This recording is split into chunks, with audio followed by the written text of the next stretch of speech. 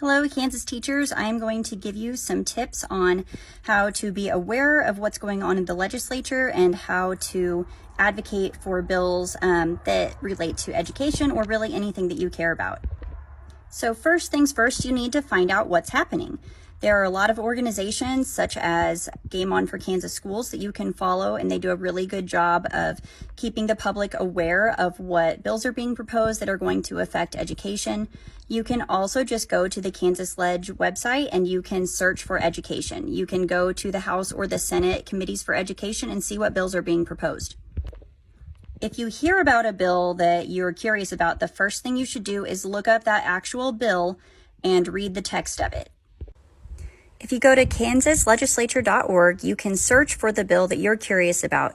You can read the short title that gives some information, but then when you read the actual body of the bill, that's where you're going to find out what's really happening. It's very important to make sure you have accurate information when you email representatives so they know that you understand what you're talking about. Some bills have different versions in other states, so make sure you're specific to where you live. Here's part 2 on how to engage with the Kansas legislature.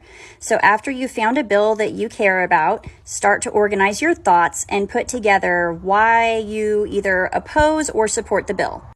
If it's an education bill, it's important to realize that most of the people who are working on this bill do not have an education background, so you may need to educate them on why it's a good or a bad idea. Some of the bills that educators in Kansas are concerned about right now are kind of nicknamed the lesson plan bills.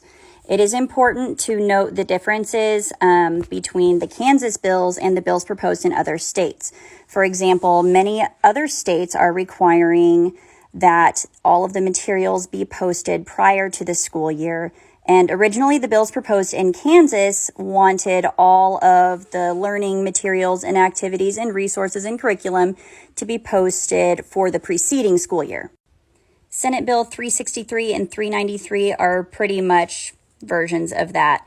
There's also House Bill 2662 that is dubbed the Parent Bill of Rights, and it includes that as well as some procedures that could lead to book banning. The Senate bill has now been amended that they want all of those materials to be posted prior to the first day of school if you know you're going to use it, but they say it's okay if you update it weekly or monthly if you don't know what materials are going to be used. Now, to somebody who has no experience in education, this may not seem like a big deal. However, as a K-12 art teacher, I have 7 different classes a day, 11 different classes a week. That's a lot of preps by the time the school year is over. I don't always know what I'm going to be teaching that far ahead of time because I'm a choice-based educator and I try to plan things that are going to be engaging to my students. So I will often wait and see what my particular group of students is interested in. Those lesson plans often change from day to day, even from section to section to respond to students' needs. Even if it is supposed to be everything posted by the end of the school year, that's still asking a lot for teachers to keep track of. So when I emailed and wrote testimony about these bills, I made sure to tell these people that it is already impossible or nearly so for teachers to get all of their work done during a 45-minute plan period, and that any work we do outside of our duty day is unpaid labor. I also told them that in the last couple of years, teachers have been asked to sub during their plan time frequently. So these are things that they may not know about. I felt as a teacher I needed to tell them so they would know why these bills are not great. So make sure to speak from experience and tell them things that non-teachers might not know. This is part 3 on how to engage with the Kansas legislature. After you have formulated your ideas on why you oppose or support a bill, you need to figure out who to email. When you have the page for the bill pulled up, look at the history. If it's still in committee, you want to email the committee members.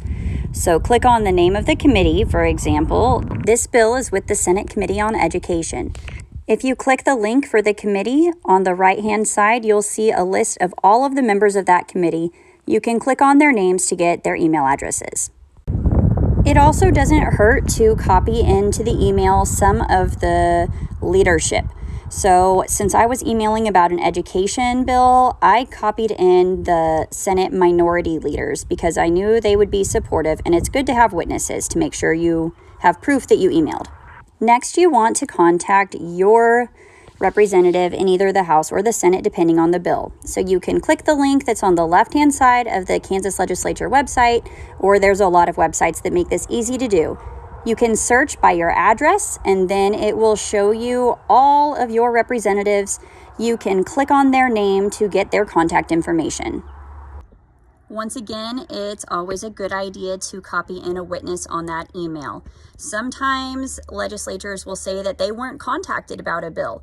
So if you have a witness, another legislator, that's a good idea. It definitely can't hurt.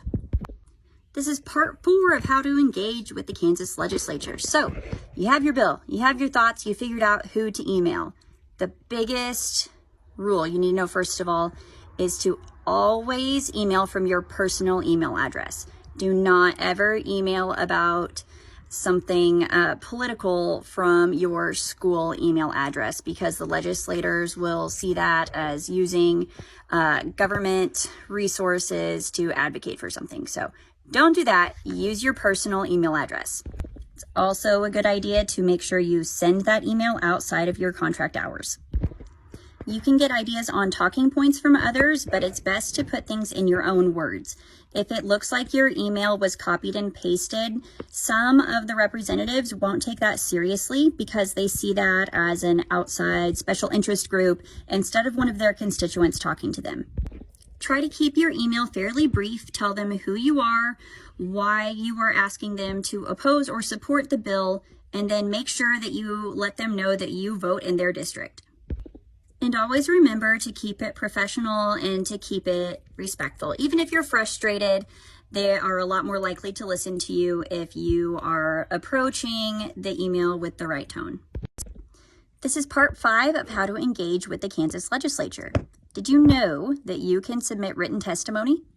When a bill has a hearing, people will come in to testify, either supporting the bill or opposing it.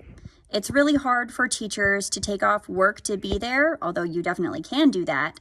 But if you are unable to be there in person, you can submit written testimony. I feel like it's more official because they make sure that that is part of the hearing. They don't read all the testimonies out loud, but they do make sure that the committee members know it's there and that they're supposed to read it. It's a good idea to take a little bit of time and format this like a formal letter. You should address your letter to the chair of the committee, the vice chair, and the ranking minority member by name, and then you can say, and members of the whatever the committee is. For example, when I submitted written testimony for Senate Bill 393, I began with Chair Senator Molly Baumgardner, Vice Chair Senator Renee Erickson, Ranking Minority Member Senator Dinah Sykes, and members of the Senate Committee on Education. In your first paragraph, you should introduce yourself. Tell them who you are and what's your connection to the bill, and if you oppose or support the bill. So keep that pretty simple and clear at first. An example of this is, my name is Katie Morris, and I have been a Kansas public school teacher for 12 and a half years. I am very concerned about and ask you to oppose House Bill 2662. That's all there is to that first introduction.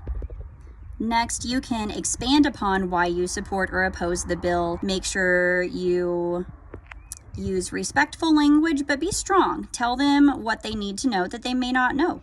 Make sure your testimony has a conclusion that sums up your key points and includes a call to action, whether you would like them to support or oppose the bill. It's best to keep written testimony to a page, probably no longer than a page and a half. If it gets too long, they're less likely to read the whole thing.